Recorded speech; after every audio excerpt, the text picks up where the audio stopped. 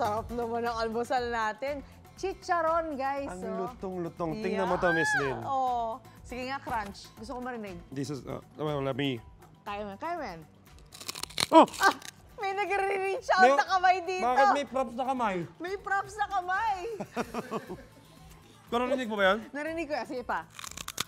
Ay, ang lutong. Tapos meron pa tumatalsik na meat. Ano ba yan? Sorry!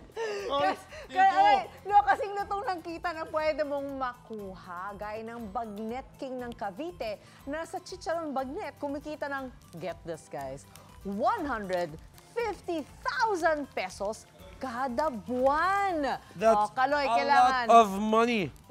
Naku, ayan naman. Ang crunchy naman yan. Pero ano kaya ang sikreto? Yan ang alamin natin kay Jenzel. Jenzel! Bigyan ng tubig to. Dumidikit to sa kalanganan niya. Wait lang, ididikit ko muna ulit. Ay, ang sarap naman ang kain ni Kaloy dyan, no? Kaya nga nandito ako sa Naik Cavite para alamin kung ano ang sikreto ng chicharong business na ito na kumikita ng 150,000 pesos nga. Okay, kita nyo naman sobrang daming chicharon dito. Napakamalutong din pala talaga ng kita sa chicharon business. Kaya naman, para alamin syempre kung anong sikreto ng chicharon na ito na nasa likod ko na napakarami, makakasama natin ang owner nito na si Sir Wyatt Nobles. Good morning, Sir Wyatt! Yes, good morning mga kapuso. Good morning Unang Hirit. Good morning, Miss Jensen. Hello! Ayan, tanong ko lang po, Sir Wyatt, bago tayo mag-start. Kailan po ba nag-start yung business nyo at bakit chicharon yung naisip nyo? We started the business year 2018 and the reasons why bakit chicharon ang napili natin. Kasi syempre, chicharon lovers tayo. Mga mahilig tayo sa chicharon. Sa mga kapuso natin, sino mga chicharon lovers dyan? Ako sigurado marami. Yes, dami. Kaya naman, simulan na natin, sir. Paano nyo po hinahanda itong ating chicharon? So, we started on the raw meats. Okay, so ito siya. Yan. Pwede po bang hawakan? Yes po. Okay. So ano po itong nakikita kong mga Panimpla yan siya. panimpla? Okay, Yes so po. niraban natin ang panimpla. Anong parte po ito ng Back part. pork? Back fat skin on, nanggagaling siya from Spain. Okay. Galing pang Spain. Yes po. So, sige. Tignan natin paano Excuse me lang gagawin. po, So, ma'am. isasala. Yan. Salang natin on the first cook. Patalsikan ako. Ay, okay. In fairness, hindi siya ganun katalsik, ha? Yes, ma'am. Mm-mm. Tapos, we mix it and then we wait for 30 to 40 minutes bago siya maluto. So, maiiga siya, may extract po yung mga fat niya and then lalabas. Okay. So, gano'ng kadaming kilo po ba ang niluluto nyo kada buwan? So, nagluluto tayo ng 6,000 kilo every month. And then, nung output po nila, Ma'am Jenzel, is nasa 12,000 pieces of chicharon every month. 12,000 packs yun. Ay, Sige sorry. po. Okay. So, ito, kailangan po ba minimix siya for 30 to 40 minutes or parang pwede mo siyang pabayaan? Kailangan time to time, siguro every 3 minutes, kailangan nating haluin para maiwasan magdikit-dikit yung mga balat. Okay. So, after po niyan, ang makakalabasan po niya ay Ito po, ma'am. ito.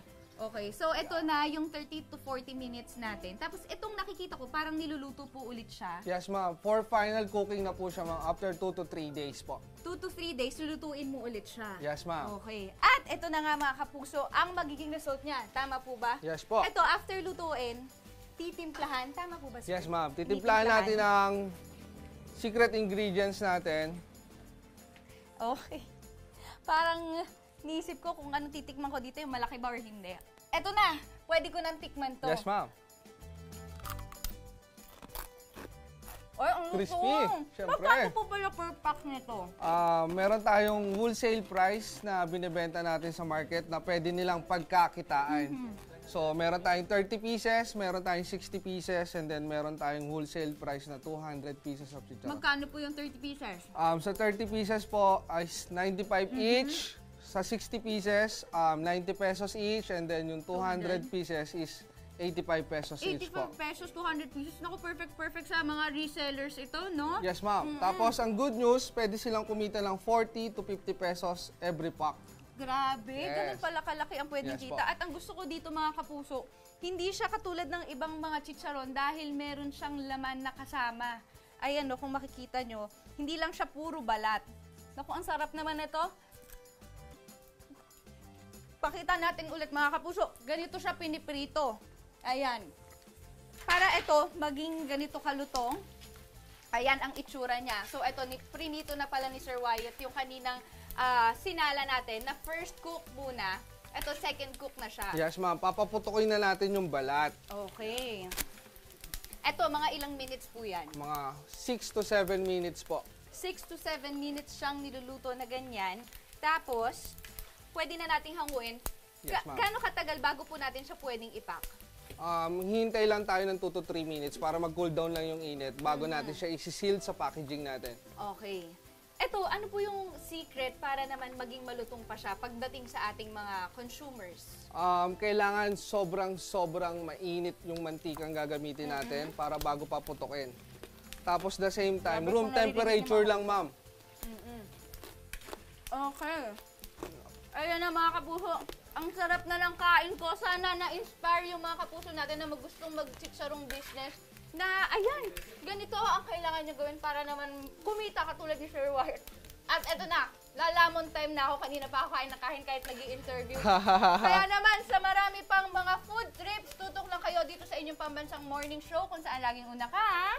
Unang hirit!